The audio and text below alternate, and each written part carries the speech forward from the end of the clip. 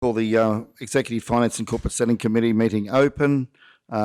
Just like to move a motion that the leave of absence of Councillor Jones be accepted. And do we have a seconder for that? Thank you, Councillor Potter. Those in favour? Carried unanimously. Thank you all. We'll move straight on to the declaration of interest. Is there any conflict of interest concerns here, councillors?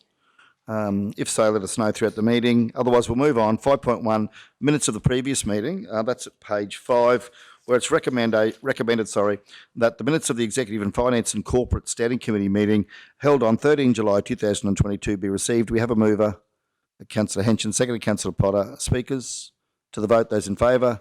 Carried unanimously. Thank you all. Next item on the agenda was I think we can go through, if there's no business arising, can we go straight through to 8.1, which is corporate governance and strategy, people and culture, communications, media, finance and sustainability, and ICT and fleet portfolio report, and that is at page 19. It's now my pleasure to provide such. Thank you. First of all, corporate governance and strategy. Providing essential services to the community such as timely rubbish removal, clean streets, compliance services and recreational facilities is one of the primary functions of Queensland local governments. Functions also include employee management and procurement of goods and services. Where our council collects personal information in order to attend to these functions, it's important to manage this information in accordance with privacy obligations and community expectations. And we understand that failure to do this erodes community trust and may lead to privacy complaints. The Office of the Information Commissioner acknowledges that councils may find themselves risking non-compliance when good decision-making processes can be seen by customers as time-consuming, expensive, or as a potential roadblock to their projects or initiatives. Council systems and processes comply with the current legislative requirements and to this end supports the Queensland's government review of the right to information, information privacy and records management legislation currently underway. People and culture, bargaining's commenced on the South Bennett Regional Council Certified Agreement Officers 2020 and South Bennett Regional Council Certified Agreement Field Staff 2020, with the first bargaining meeting held on 28 July 2022, and the parties to the agreements are as follows. Field Staff, the Australian Manufacturing Workers Union. Sorry, I'll just get across. Construction, Forestry, Mining and Energy Union, Australian Workers Union and Transport Workers Union, Office Staff, the Australian Workers Union, Services Union, the Association of Professional Engineers, Scientists and Managers. And following the first meeting, South Bennett Regional Council is waiting to receive each party's log of claims to review and consider, and Council is hopeful of an amicable outcome prior to the nominal expiration of both agreements as at the 1st of January 2023. Queensland Trading Awards, South Bennett Regional Council's People and Culture team, with Acting CEO Susan Jarvis, were pleased to attend the Queensland Trading Awards for the Darling Downs Southwest region after being announced as the top 3 finalist for Large Employer of the Year. Council was unsuccessful in winning the award, but immensely proud to be recognised in this forum for the consistent and significant investment that is made in trainees and apprentices, and of course, congratulations to everybody involved. That's a wonderful achievement considering the competition that we're up against there. Well done. Workforce density. Following a request from Mayor Otto, I'm pleased to provide the following information in relation to census data, and as provided there. I won't read through that, but it's provided for the benefit of everyone here, including the number of percentage of our employees who identify as Aboriginal Torres Strait Islander peoples, and 2.4% of our staff at this point in time. I'll be looking forward to continuing those discussions through our CEO into the future. Comms and media, in July 22, the team progressed, as you can see there, 47 media releases, 23 media inquiries, 77 Facebook posts, 62 Instagram posts, 1 e-news article, 3 printed advertising, 3 printed advertisements and 80 graphic design documents. A list of all media release inquiries and stats for July 22 is available as an attachment to this report. Finance and sustainability. At the end of July 22, Council held $56.07 million in cash and cash equivalents, with $45.71 million sitting with Queensland Treasury Corporation, and the Finance Department are continuing with end-of-year adjustments and are working towards compiling the financial statements for 21-22. Auditors are due on site in September, and the half-yearly rates notices for July to December 22 will be issued on the 19th of August, with the early payment discount period ending on the 22nd of September. It's now my pleasure to move that be accepted. Thank you. Do we have a seconder? Councillor Duff, thank you. Any speakers? No? Shall we go to the vote? Those in favour? Carried unanimously. Thank you all. Okay, 8.2, assignment of councillor portfolio representation is at 25. Mr. CEO, would you mind leading this for us? Thank you. Oh, thanks, Mayor. My comments are fairly short. As councillors will be aware, a period of incapacity over the last 2 weeks, so I have literally done nothing on this since to full disclosure. So if council wish to leave it and just let it lay on the table to the ordinary meeting, we could bring back, or if you wish to deal with it today, in your hands. But yeah, the extra little add-ons I was going to put to it just haven't been able to happen due to circumstances. So, thank you, Mr. CEO. Yep, so we have got a recommendation there at page 27, but I think before we go to that, we might get some input from councillors. Councillor Potter, then we'll come across to Councillor Shoemaker. Thank you. Yeah, thank you, Mr. Mayor. With those discussions we held recently, look, I'm very happy with the portfolios where we went through from resolution 2022/2 that was moved by Councillor Shoemaker, seconded by Councillor Duff. I just think that you know, we had those discussions, and I do think that at this stage they stand really well where they are. The only thing I would like to add, Mr. Mayor, is on the points. I know I've got youth, health and youth down there under community, but you know, I've been thinking about this, and we're talking a lot about the aged community and the elderly, and I'm just wondering whether there should be a dot point in there for that. That's my only, that would be my only thought. Yeah, that's a really good point, isn't it? Yeah. So in that regard, what's the appropriate term for an elderly person these days? Is it a senior resident, or what would be put in there? Can I ask? GM? Experienced? I think Seniors. have we referred to as seniors, have we not? Age. Yeah, I certainly want to put anything that's going to be offensive to anyone in our community. So, It was just one of those thoughts I had. You have the youth there, and I think, well, what do we do with it? so senior citizens, senior citizens. Are we happy with that as a council? Yep. Okay. Or aged, mature aged. No, senior citizens. There seems to be. I mean, we have the senior citizens in Kingaroy. We're comfortable with that at this stage. Yeah. Okay. If we could perhaps just insert that, Bree. Yeah, we'll come across to Councillor Shoemaker now. Thank you. Yes, thank you, Mr. Mayor. By all means, I'm happy to move the officer's recommendation here. I was just going to suggest, I know something I've been following is the opportunities to leverage the Olympics, and just from the conversations you had, and certainly the role you play in advocacy, I was wondering if you may actually like to add that in your portfolio. I know a number of mayors in Southeast Queensland are doing a lot of work around the Olympics and trying to broker deals or opportunities for their region, and I just think that is something that we do need somebody leading it and heading it up and actually being hungry and chasing after it. And I'm wondering if you may like to take on that position. I think it's too good of an opportunity not to start that work now. Yeah, thank you, Councillor. Good point you'd make. Obviously, I'd want to work with our council collectively on that as a team. But yeah, they're certainly happy to take that portfolio. Thank you. It's a good point. Other mayors are engaging on this. Yeah. So do we call it the Olympics? That's what I was going to say. Brisbane. What do you think, Mr. CEO? 2032 Olympics. Olympics. Okay, Yeah. good. Thank you. 2030. Yeah, I think so. Just recognition that somebody's actually going to do some work and be at the tables and leading that conversation, I think, is really important. So with that, I'm happy to move the officer's recommendation. Thank you, Mr. Mayor. Thank you, Councillor. Do we have a seconder? Councillor Potter, thank you. Speakers, Councillor Shoemaker, did you want to speak to the motion at all? No? Okay, other speakers? Councillor Duff, did you want to speak? Just when we're talking about changing names, maybe we should change Indigenous to First Nations Affairs, because I know that now that seems to be the term that everyone's using rather than Indigenous. Just a thought. Yeah, okay, is everyone comfortable with that? Yeah, okay. You come with that, Councillor Shoemaker? Come with that? Okay, Councillor Potter, you're comfortable with that change?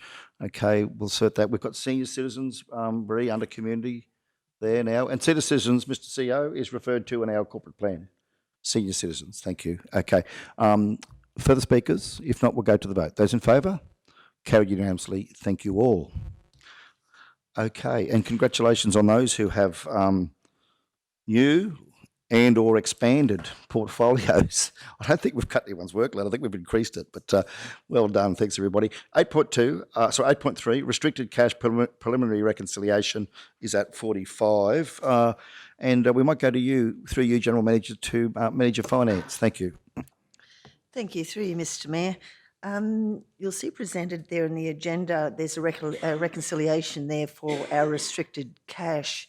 I think that Council did request that we actually identify all of our cash there, just to give Council some firm idea on exactly how much free cash we do have.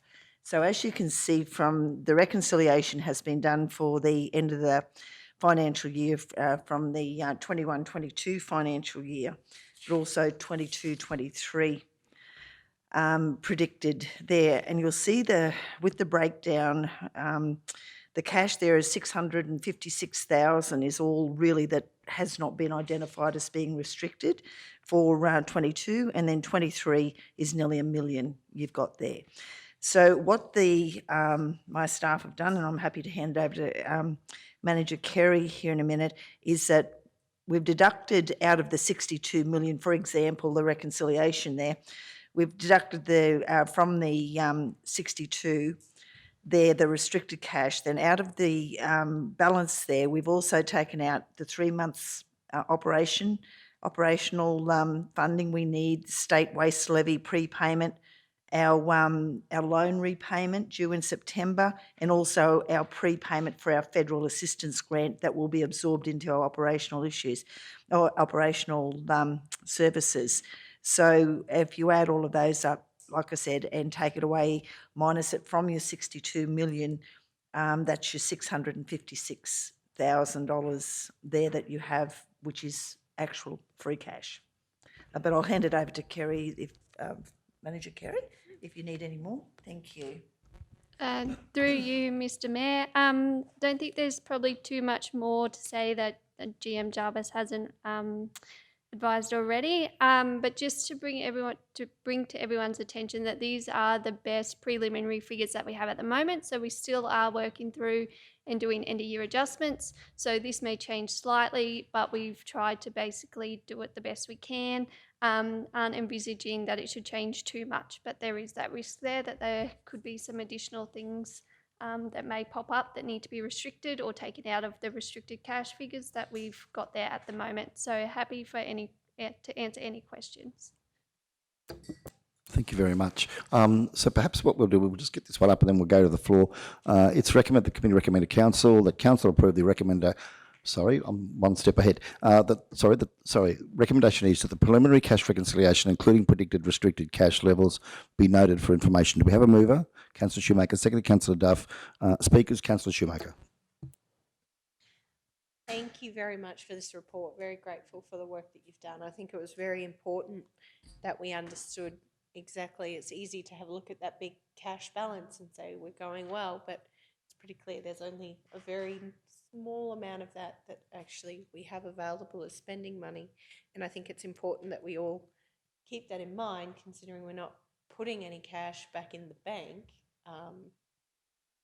Very important report to absorb and to keep in our back pocket.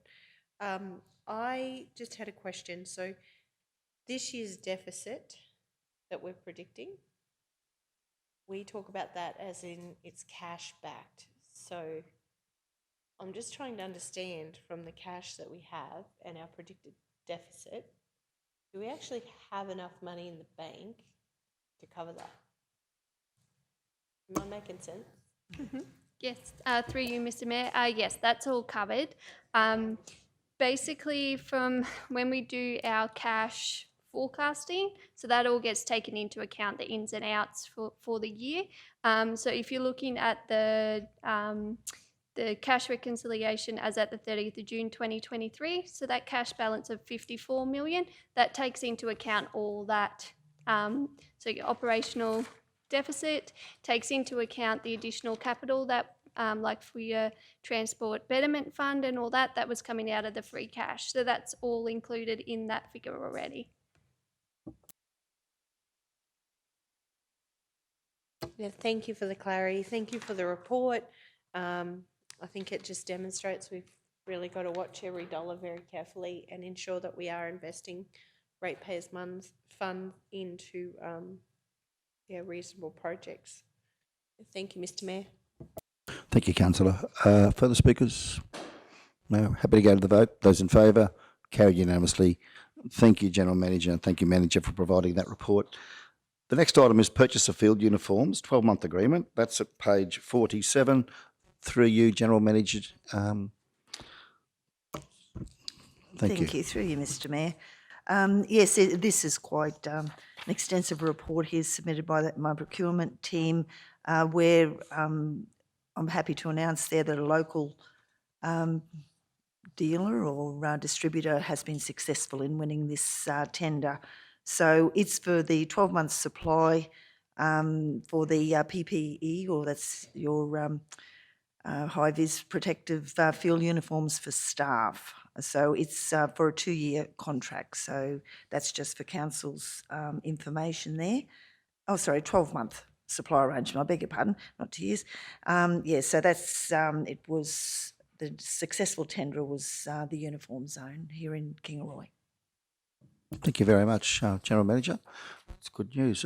Okay, so we have a recommendation there. The committee recommended to council. The council approved the recommendation to establish a 12-month supply arrangement for high visibility field uniforms with the uniform zone. Do we have a mover? Councillor Duff, seconded Councillor Erkins. Speakers? I just want to say, I think it's fantastic that we got a local, or sometimes for a long time I know I've been wanting just to get to make sure that the locals all got opportunities to tender and that they knew about all this, and so that's wonderful news. Really happy to see this finally happen. Thank you. Thank you, Councillor. And I will acknowledge our CEO. Thank you, Mr. CEO. I know that sometime, I'll cast my mind back a couple of years when Councillor Duff raised this issue with you, and you gave her an indication that our procurement team would work towards this as an outcome, but that it would take time, and you have delivered on your commitment. So thank you very much. Having said that, we do understand that it's been in full compliance with the procurement process. So there have been no favours given here. Our procurement process has been followed to the letter of the law. So we have given locals the opportunity, and fortunately, a local has met the criteria and won the and potentially won the contract. So thank you, Mr. CEO, for giving that opportunity to our local suppliers. Okay, any further speakers? Okay, happy to go to the vote. Those in favour? Thank you all. That's been carried unanimously. And of course, we'll go to our ordinary meeting, our general meeting of council for a decision. Okay, inventory write-off is at page 54. Thank you again, General Manager. Thank you. Through you, Mr. Mayor, I might give this to Manager Kerry. No, I won't. With the procurement team, they have been continually doing audits on the stock available, and through their audit there, they have picked up a discrepancy there of printer toner cartridges. Now, there's been some administration error there where there's actually no physical stock. They have been distributed throughout the organisation, but they haven't gone to a cost centre. So to clear it out of our GL, we have to actually write this amount off, which is $39,258.64. There, it's really just an entry in and entry out. Unfortunately, it was just one of those things that has been missed previously, and again, it's just that clean-up of the stock or the inventory that's down there in the warehouse at the moment. Thank you, General Manager. It's recommended that recommended council that council approve the write-off of pre-consumed inventory that remains on record due to a change in practices and budget responsibilities. Do we have a mover? Councillor Potter, thank you. Seconder, Councillor Duff. Speakers, Councillor Potter. Yep. Through you, Mr. Mayor, I'd just like to ask to see if this is not going to happen again, or is it still going to happen, or have we put things in place that things are going to be charged to their correct departments? Thank you. That's Yeah. Through you, Mr. Mayor, I would hope not, Councillor. Where a lot of these are legacy issues and now that procurement is it's more adequately resourced, and also with a view to changes that we're going to centralise procurement.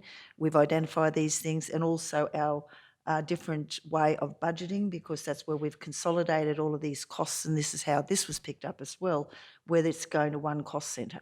So all of this has sort of highlighted, these legacy errors that have come through. So I do hope that this is the last. I can't guarantee it, but I would hope that this would be the last.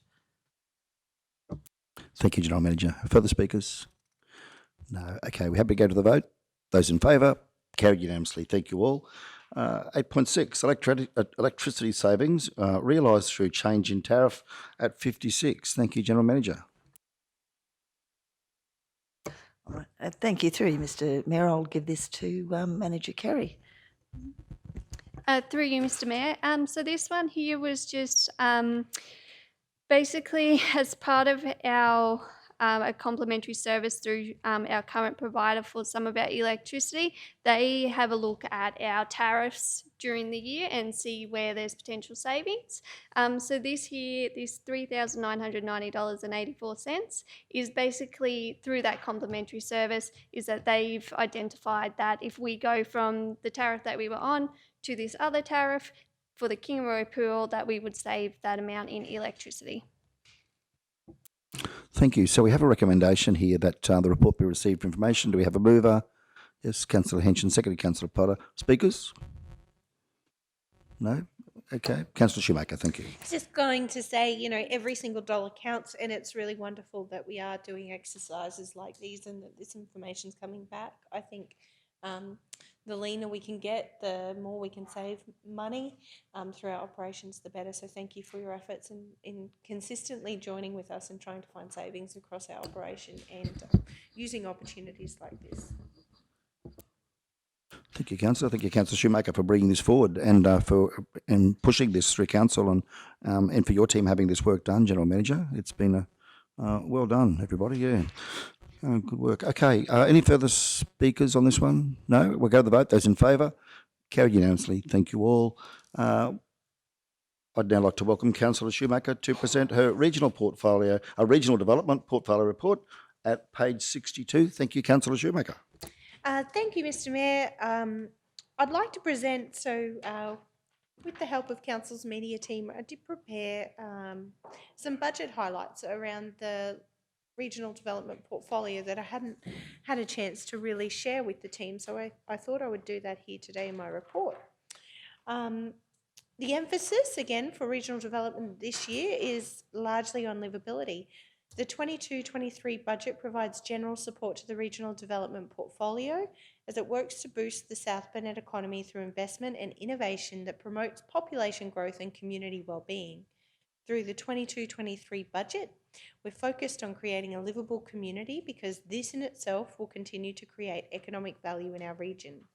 Livable communities offer choice, are made up of great places, are varied, look after all residents, integrate nature and know and nurture their economy.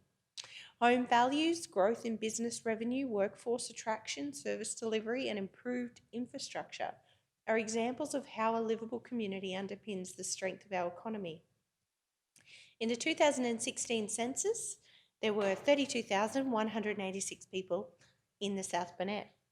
It's positive to see some growth, with the 21 census revealing there are now 32,996 people calling the South Burnett home.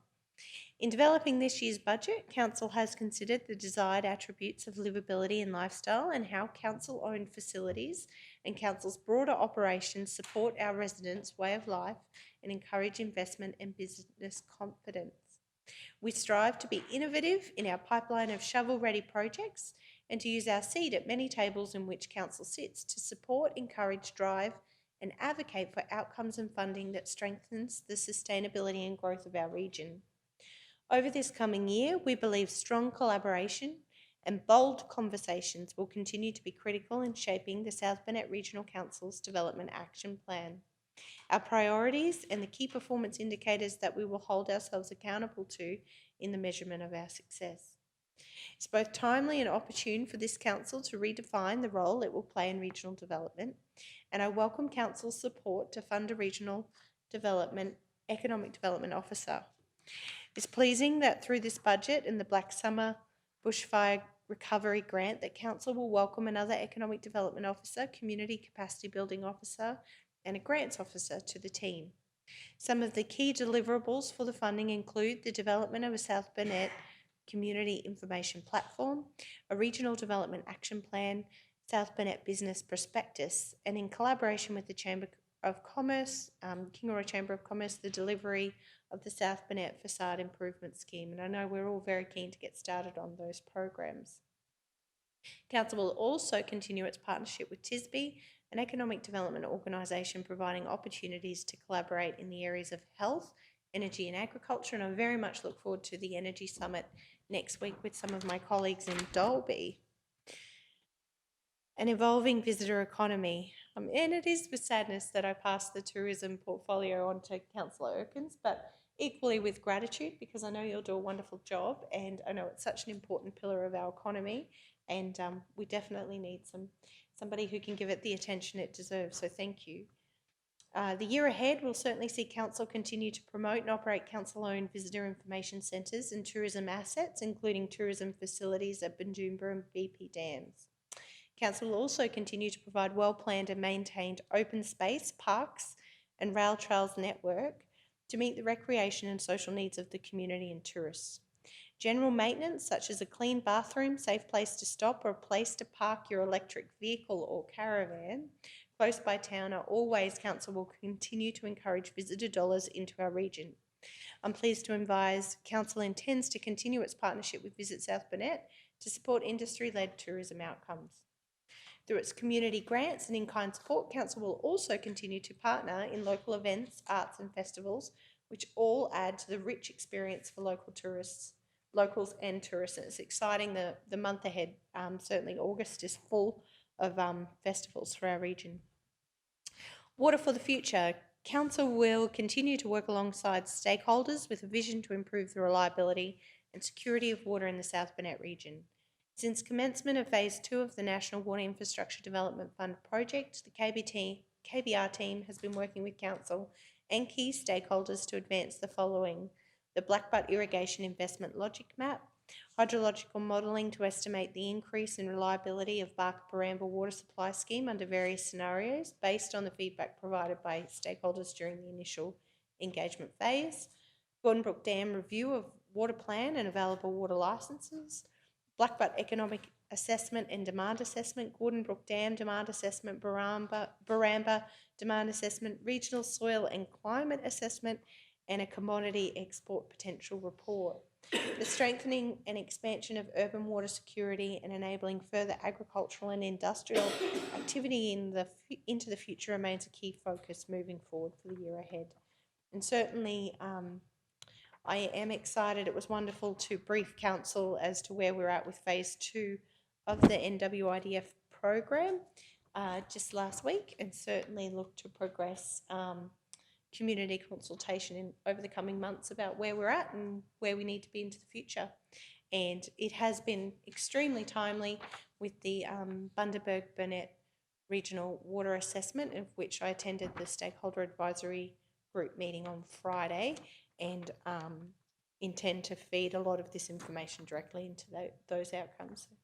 With all of that, Mr Mayor, I'd like to move that my report be accepted. Thank you. Thank you, Councillor. Do we have a seconder? Councillor Henson, thank you. Speakers? Any questions or matters to raise, councillors? Okay, if not, we'll go to the vote. Those in favour, carry unanimously. Thank you all. Okay, 9.2, sorry. Yes, so we'll just note Councillor Potter's had to leave the meeting. She's got an appointment. Thank you, Councillor Potter.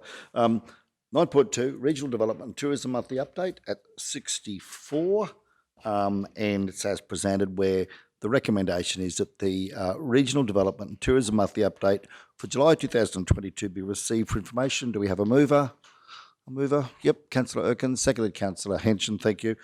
Speakers? No? Okay, happy to go to the vote.